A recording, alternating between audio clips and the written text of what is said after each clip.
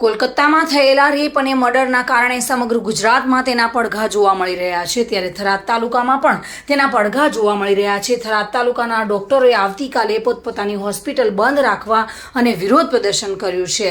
થરાદના ડોક્ટરોના જણાવ્યા અનુસાર કોલકાતામાં લેડી ડોક્ટર પર ફરજ દરમિયાન જે દુષ્કર્મ કરી ખૂન કર્યું હતું તેનો સમગ્ર ગુજરાતના ડોક્ટરો વિરોધ કરી રહ્યા છે અને આરોપીને કડકમાં કડક સજા થાય તેવી માંગ ઉઠવા પામી છે। આ બાબતે આવતીકાલે થરાદના ડોક્ટરો બંધ પાળી વિરોધ પ્રદર્શન કરશે અને ડોક્ટરોને ન્યાય નહીં મળે ત્યાં સુધી આંદોલન કરવાની ચીમકી પણ ઉચ્ચારી છે।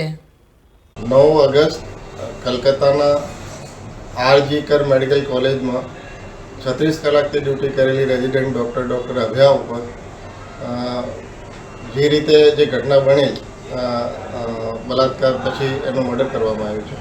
આ ઘટનાને અમે ખૂબ કડાશથી વખોડીએ છીએ અને આ ઘટનાને વિરુદ્ધ આઈએમએ થરાદ 17 તારીખથી લઈને 18 સવાર તક અમે સ્ટ્રાઇક ઉપર રહીશું। આ દોરાન ઓપીડી અને રૂટીન પ્રોસિજર બધા બંધ રહેશે અને ઇમરજન્સી સેવા ચાલુ રહેશે। અમે બધા વિસ્તારને અપીલ કરીએ છીએ કે આ ઘડીમાં અમારું સમર્થન આપે અને આવી ઘટના ના બને એના માટે પ્રયત્નશીલ કરે। દવાખાનામાં બધા ફિમેલ ડૉક્ટરોને એની સિક્યોરિટી પૂરી પાડે એના માટે અમે કાલે પ્રાંત ઓફિસરમાં એક જ્ઞાપન બી આપવાના છીએ। મહેન્દ્ર ઓઝા સાથે bureau report, today Gujarati news.